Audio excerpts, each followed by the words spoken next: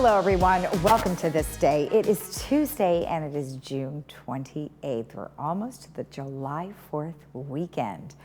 All right, we have a couple of meetings to tell you about today. We've got the third resident policy and compliance, and that will be in the boardroom this morning at 9:30.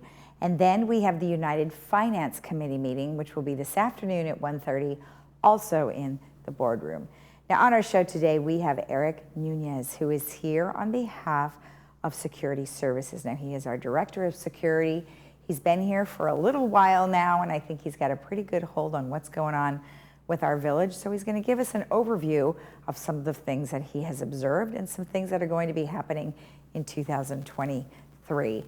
And then I sat down with Susan McInerney and Dr. Tatiana and Gurvich, and they are going to be talking about their Optimal Health series that has been ongoing. And of course, this one is going to be really good because it talks all about medication. So I think you're really going to enjoy it. So we'll give you all the details of that.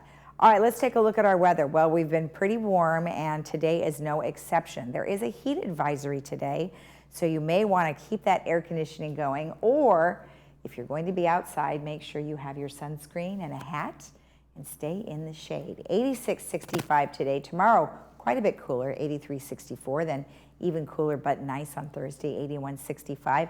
Mostly sunny on Friday, 76-63, and then Saturday, 76-61. Our sunrise this morning was at 5:43, and our sunset will be at 8:05, so we definitely are enjoying that. Thank you, Cole. This is a gorgeous photo from Kauai. Of course, you can never go wrong with the sunsets out there in the out in the Pacific Islands. If you have a photo you would like to share with us, we are looking for summertime photos.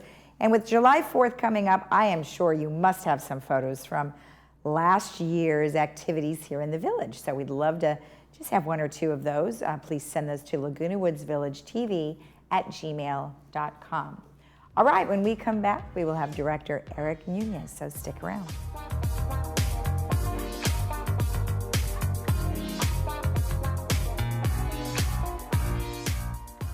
I was battling 4 different kinds of cancer, all in stage 4. Although I was determined to fight, I had also put my affairs in order. But my team at Hoag refused to give up and enrolled me in a phase 1 clinical trial. This changed everything.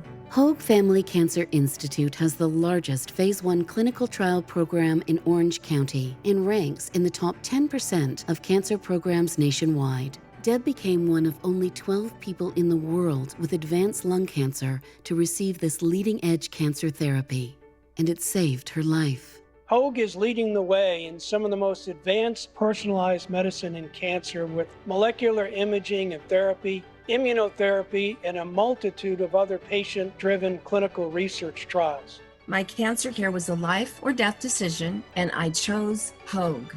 Now more than ever, your healthcare choices matter. Choose Hoag. Are you or someone you know facing financial challenges from unexpected emergency expenses? The foundation of Laguna Woods Village can provide the temporary help you need. Meals on Wheels, adult day services, dental services, medical alert services, and ambulance contracts. Contact the Village Social Services at 949-597-4267 to see if you qualify. Neighbors helping neighbors. The mission of the foundation of Laguna Woods Village. Has hearing others been more difficult lately? If so, it might be time to look into hearing aids. But how do you know which hearing aid is right for you? At Hearing Remedy, we offer a free hearing aid test drive, a hassle-free way to find the perfect hearing aid for you, a no-pressure process that truly puts you in the driver's seat. Here's how it works.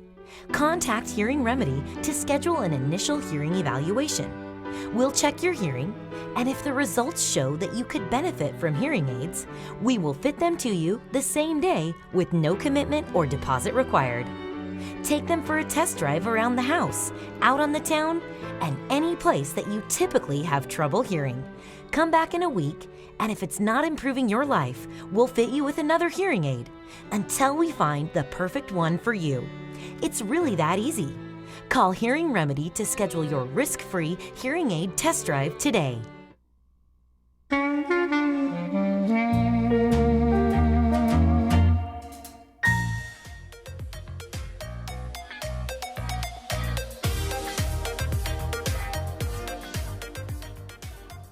Welcome back. As I mentioned, we have the Director of Security here. We have Eric Nunez. Well, welcome. Nice to see you. Thank you, Lisa. Nice to be here. Well, in looking over your presentation, looks like you've been very busy, obviously catching up on things. The last time we had you here was for an unfortunate circumstance that happened at the church nearby. So, obviously those are a lot of things to kind of take into consideration when you're handling, almost 20,000 people in one area. It's like a city. But anyway, thank you for joining us today. Thank you. So let's start with kind of an overview. I know you have sort of a scope of all different things that you guys do in security. Sure. I think what I wanted to share with you and your audience that, especially the ones that I highlighted in blue, the ones that are most familiar, that's on the screen and on the monitor, we have monitoring gates, field supervision, routine motor patrol, and traffic control program and security dispatch center that handles most of all the work that's done through security. The thing that people don't know about security services most of the time is that I actually oversee the operations manager for compliance. Oh. And as well as, I think, a guest you may be having coming up, and that's over our social services operations manager, Susan. Yeah, no, I didn't know that. Yeah. Okay, all right. And so, and they actually, when you think about all three of those things, they kind of work hand in hand, because some of the issues that we have obviously appear to be sometimes a lack of compliance when it may be a social services need that they are experiencing, and we're able to put them in touch and realize that it's not just clutter, it's another issue happening, right? Yes. And Susan's team is able to come in and be able to make referrals and work with folks on these things. Okay. So, and then obviously our relationships that we have with the Sheriff's Department, who is our law enforcement jurisdiction and provides those services for us. So that's really the scope of the services. It's real brief down and dirty, as they say. But and on the next slide, I guess I wanted to show you just briefly, if you would, the kind of our functional, and that's kind of what I just told you. Here's compliance, social services, and I laid out security. I didn't a little bit clearer because this is what I think a lot of people are interested in, or they recognize with the security director of security, and that's our units, our patrol officers, our dispatchers, traffic specialists, gate ambassadors that they're very familiar with. We also do our own investigations on misconduct and things that are happening in the agency and complaints. And our coin services are the things that we see at the laundry. Folks, somebody has to go by there and pick up all that change that they use. Oh, and is that you guys? That's us, yeah. And it's actually a team of guys, and they're just really hardworking gentlemen, and they go out there and perform that operation, and then we do some of our field training as well. Okay, let's go back just a little bit to kind of up to the top. So you oversee compliance, security, and social services. All right, but then you go down and you talk about all of these other types of things. So at what point, you have patrol officers. So at what point do you get together with the Sheriff's Department? Do you bring them all in, or is it just you meeting with them, or how does that work? It depends on what the issue is. Like, we've done some training where and I'm trying to actually arrange for some of this training in the future, and it's active shooter type training. Okay. So we would have the folks from security involved in that initially, but actually this training is for non-tactical purposes, and so it's really an educational outreach, and that's going to be done with all of the staff members throughout VMS. Village Management Services, as well as I'm hoping to bring it to our board of directors as well, so that everybody that are at those kinds of meetings where we congregate, if there's somebody disgruntled and something happens, we'll know what to do, and they'll be better trained for it. Well, and as you, I'm sure, are aware, is that the boards are trying to come up with some sort of verbiage that will help to assist when there is somebody who might be disgruntled or unhappy with the way things are going in some of the board meetings. So I'm assuming that falls under you as well as compliance. Yeah, we get notification of some behavioral issues, and it may be actually a violation of HOA, so compliance will get involved and start tracking that and maybe investigating that. But the Sheriff's Department, we get involved in on a routine basis just for any crimes committed in the village. They are the handling agency that do that, and sometimes they're not called right away, they call us, but we'll make sure that they're notified so that they can respond. Okay, fantastic. And we do actually have a 24/7 phone number in which people can call, which I have to share with everybody. So of course, if somebody was to have an emergency, they can call the number that's on their screen and you'll be able to assist them. So Perfect. That's great. Or of course, direct them to the right location. Okay, so your next slide really just talks about, some of the things that have happened over the, your first 60 days of being director. Right. I was asked, and I delivered a presentation about first 60 days look at, and it was mostly focused on the organization itself and the units that I'm in charge of. And I kind of revamped it for this presentation because I wanted to look at some of the things that our residents are concerned about, and things like gate access and target hardening. We see the Shepherd's Crook project from Golden Rain Foundation's almost completed. It'll be completed by next year. Right. But there are also the mutuals that now have to follow suit with that kind of thing and replacing that barbed wire look and aesthetically more pleasing, the Shepherd's Crook, but just as effective. Okay. And then one of the things that I was talking about the coin team. Well, we had 6 coin boxes that were broken into and damaged, and an unknown amount of cash was stolen as a result of that. And so we had to get those things fixed and replaced, but putting extra patrol checks on there to make sure that we keep an eye on these things, right? Right. One of the more serious things we saw was about a 9-day, 10-day period. We had about 8 golf carts stolen. Wow. And that was big news, right? Obviously, and those aren't. I mean, those are at least $15,000 type of pieces of equipment. And fortunately, we recovered 4 of them on the property, and that's something that the sheriffs are now investigating. We assisted in identifying a suspect and also detaining one, so they were able to help us with that, and they're working that case. And then, of course, the active shooter situation that we talked about last time with, the Geneva Presbyterian active shooter, because it was just, it was not only was it tragic, but so close to home. But obviously, some of the people that were injured were also members that live here. Right. And so that was, it's still a very, very emotional subject. Right. And we're working on that. And then increasing customer service, I believe, is something that I'd like to see happen. We know that needs to happen. It's something we have to work on every year and all the time. One of those things are responsive to calls for service, or the emails. You know how it is. We get tons of emails, but we have to respond to those, handling complaints. And one of the things we've noticed, actually, Lisa, was when we have a phone box, if you will, a message box for a specific service at the security department.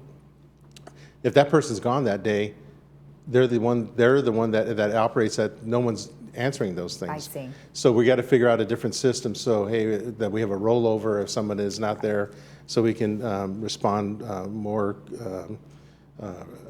expeditiously. And then we're going to do an educational outpiece, I think, or outreach for compliance and complaints in general. That's something I'm working on with my manager, because people don't understand how the complaint process works. Yeah. And some of them are very simple, so they get done quickly, and some are very complicated and complex, and so they don't. And there's just a ton of frustration with why are these taking so long and what's happening with this. And so we want to make sure we educate our folks, and then they'll also do that self-policing where they're going out and making notifications to us and saying, hey, we know this is a violation, or we believe this is, can you handle that, right? Right. And then I guess overall just streamlining and refining workflow for effectiveness and efficiency, and looking at that. And that's something that I've been pretty good at throughout my career prior to coming here. And so it's something that I'm going to be continuing to do while I'm serving as a director of security. Great. Well, making sure that the process is efficient and quick is always a good idea, because then you can get back to the residents and they will have a better understanding for sure. So that's awesome. All right, so 2023 priorities, you have quite a few here that you would like to go over. Well, the first one is really about creating, it all begins with training our personnel to deliver better services, right? So creating that training curriculum to address just uniformity issues, standard operating procedures, policy issues, and making sure everybody adheres to those strictly. Because one of the things, it increases morale if everybody knows what the rules are and then follows them. And then it really limits or reduces our exposure to liability as an organization. And as I said, I'll perform operational reviews of divisions, all 3 divisions that I manage, and their performance, and also look at some of the budget control tools that are there or things that are available for me, the practices that I can either incorporate or change a little bit, tweak. Okay. Implement functional reorganization, I say where it's appropriate, and that's appropriate because you don't want to just change for change's sake. Right. Because then you have to rebuild, and once you figure out it doesn't work, I want to make sure we streamline the access process mostly, because then give our residents better access to us, easier access, instead of all these layers that they might have to go through right now. And there are a few. Okay. And then, of course, the best practices for recruitment and retention. Throughout VMS, we're all working a little bit short right now. Yes. And we're trying to figure out how to get people, back to work and want to work, and then keep them on board, Right.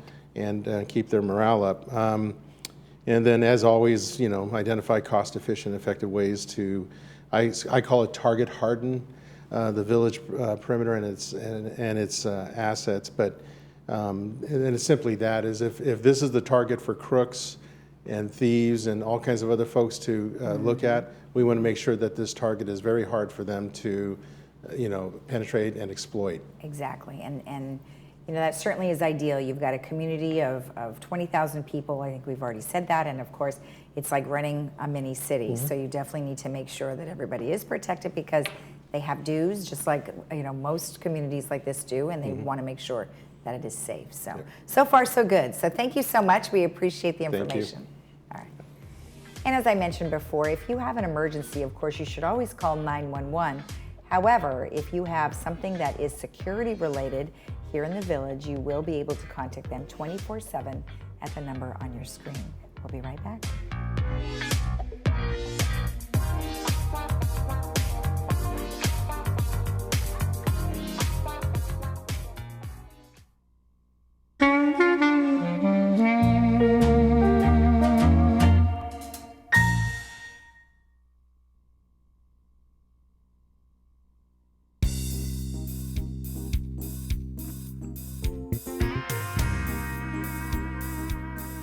Welcome back. Well, today I am joined by Dr. Tatiana Gurvich and Susan McInerney, who are here on behalf of the UCI series that they are both putting on for our residents. Well, welcome both of you. Thank you for joining me. Thank you. Thank you for having me. So, Susan, we've talked, many times before about the series. How's it going? Are lots of people interested in showing up? It's been going really well. So it's the first Wednesday of every month. Last month we had over 150 people show up. So it's starting to build steam, and I suspect this next one in July is going to bring a lot of people too. Well, absolutely. Of course, the topic this time is pills, problems, and multiple medications. And Tatiana, when I was talking to you a little bit offline, my father's 92, and on 21 different medications for so many different things. And I think they actually found 2 that they could release him from. Is this a common problem? Absolutely. So 21 medications on the list is actually not that many. I've seen longer lists. Oh my. As we age, we sort of accumulate medical problems, and most of them require pharmacotherapy, unfortunately. So it's not uncommon for older patients to be on a boatload of medicines, prescription, over-the-counter, supplements. Some are experimenting with cannabis. So this creates a kind of a giant mess for patients to deal with. And so one of the things we do at the Senior Health Center is go through the list and pick out things that aren't necessary, pick out things that are duplicative, pick out medications that could actually cause more problems. So looking for those medication cascades is really important. And in today's healthcare world, you have to be your own advocate. When a patient comes into a doctor's office, they have to kind of know what they're taking and why, and sort of be able to advocate for themselves. And learning more about the medicines they take can be a way to do that. Well, exactly. And I think that, they write it down. So I know my father, he has a list of all the things that he takes, plus, of course, his doctor. And however many times he's been to the same hospital, they kind of know too. But, I wonder, when you talk to people about this, are you going to help them to decipher, like, for instance, many people are recommended supplements, right? Oh, no, you need to take this, you need to take that. And they probably have lots of various opinions. What do you tell them to do when that happens? I tell them to be very careful about supplements because the industry is completely unregulated, and really you don't know what you're getting from one pill bottle to the next. And some patients are very much more likely to take supplements than others, and I have slides to show people in a couple of weeks of this huge list of supplements one patient was taking, and how to get through that, and how to sift out what's needed and what's not. Right. Some supplements are very helpful and others can be detrimental, so you really have to decide what they're going to take and what they're going to stop. Right. And one thing you also mentioned was, some people are taking cannabis, and some of that, if you do that and some of these other medications, it could really cause some severe problems. So certainly something to look out for. Susan, in your line of work, are you finding people have issues like this? Yes, and this is partly why we're doing this workshop, particularly because in social services, we're not, we don't get into the medications. That's out of our scope of practice, but we often will ask, well, what are you on? And the list sometimes is enough to get us to refer out, say, I think you need to talk about this. And something that people often say was, well, I don't take any medication, I just take supplements. So I'm not going to attend the workshop. And like, no, this it covers both. So it's important to realize that any sort of medication, over the counter or not, is something to look at. You're putting something in your body, and you need to know what it does. Oh, right. And then Tatiana, you mentioned, of course, supplements not being regulated. But man, now we have such a plethora of things. We can just go online on Amazon and we can buy all sorts of stuff without any problem of getting it here, right? So, I mean, there has to be some extra care when they're ordering. Absolutely. When I have patients come to our clinic, they literally bring bags and bags and bags full of this stuff for us to review. I've seen med lists as many as 50. Some people are very organized and they put them on spreadsheets, but really at home, day to day, it creates so much confusion and so much, accidental adverse events, sometimes leading to hospitalization. So this stuff is serious. We need to be careful with it, and people need to understand how to manage it well. Right. And tell me a little bit about the senior health center that you work at. So the Senior Health Center is really a unique place. There aren't that many in the country. It's a primary care clinic for older adults. So our youngest patients are 60 to 65 and our oldest are over 100. And we provide primary care to those patients. We have assessment clinics like geriatric assessments, falls assessments, memory clinics. So we provide ongoing care for these patients as well as one-time kind of consultations. It's a multidisciplinary site, so we have physicians assistants, social workers who specialize in geriatrics. I have my pharmacy team there with myself, my pharmacy resident, and students who rotate through the site, and we provide sort of this one-stop shop, multidisciplinary care to older patients. Wow, that sounds great. And I'm assuming Medicare, Medicaid, and other insurances are accepted? Yes. Oh, that's great. Wow, Susan, how'd you find her? I know. It's a program that we love because a lot of people get overwhelmed by having to go to all different specialists, where if they can go and have, one day of everyone in one spot, it's a wonderful opportunity. Well, especially if you have someone who can't drive, right? And they take a bus, and that would be the one stop, like you said. They could take a break and then they could go see someone else and kind of fit it all into, one visit, which I think is really ideal. So, Susan, let's talk a little bit about the event itself. So the event is going to be on Wednesday, July 6th at 2 to 3:30 Clubhouse 2 in the big ballroom, the Sequoia Ballroom. Okay. There's no need to sign up. You just show up, and if you have any questions about it ahead of time, you can always just give our office a call, but you're welcome just to show up on the day. Okay, good. And would you recommend, Dr. Gerbich, that people maybe bring their list? So I'm happy to answer questions as I go through my slides. Okay.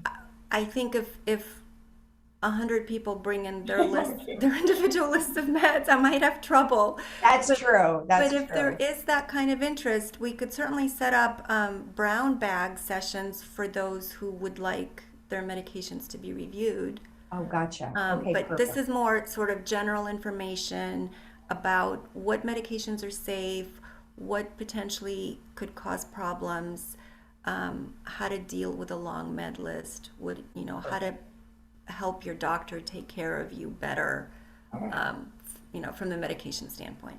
All right, good. So instead of bringing all of your meds, bring your questions. Yes, and I think a good thing also that people have asked if we could have a printout of the slides ahead of time, and people Absolutely. bring their own notebooks or pencils, pens, and take notes, and then we'll have the information on how to sign up if you want to make an appointment after with UCI, how to do that. All right, excellent. So let's just let them know when again. It's Wednesday, July 6th from 2 to 3:30, Clubhouse 2, Sequoia Ballroom. And do they need to sign up, do a reservation? Nope, or just show up? Showing up, yeah. Okay, excellent. Anything I've missed, Dr. Gerbich? No, I think you've covered it very nicely. All right, excellent. Thank you so much for your help, and good luck in the series. And Susan, thank you. Thank you so much. Okay. And of course, you want more information, you can always contact social services at the number on your screen. We'll be right back.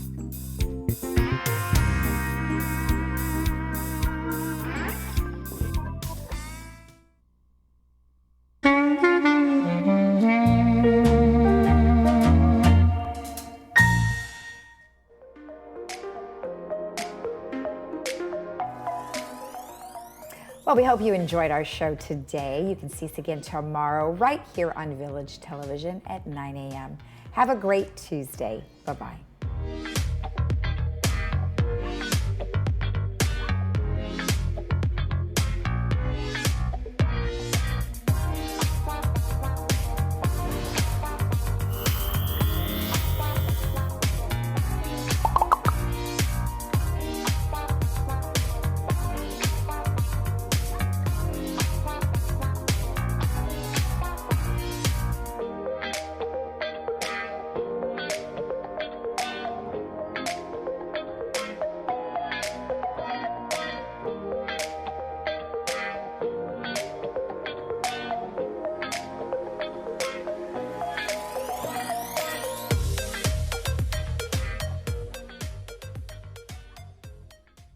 At Laguna Woods Dental Care, our goal is to serve and provide dental services to the residents of Laguna Woods. Dr. Mohsen Mahmood is currently specializing in senior dental care from USC Dental School and has been serving the Laguna Woods community for over 16 years. At Laguna Woods Dental, our top priority is your overall wellness, ensuring your current medications do not affect your oral health. We offer a convenient plan for $250 a year that includes exam, x-rays, and all types of cleanings are covered. Our office is located right outside of gate number 3. Come book your appointment today.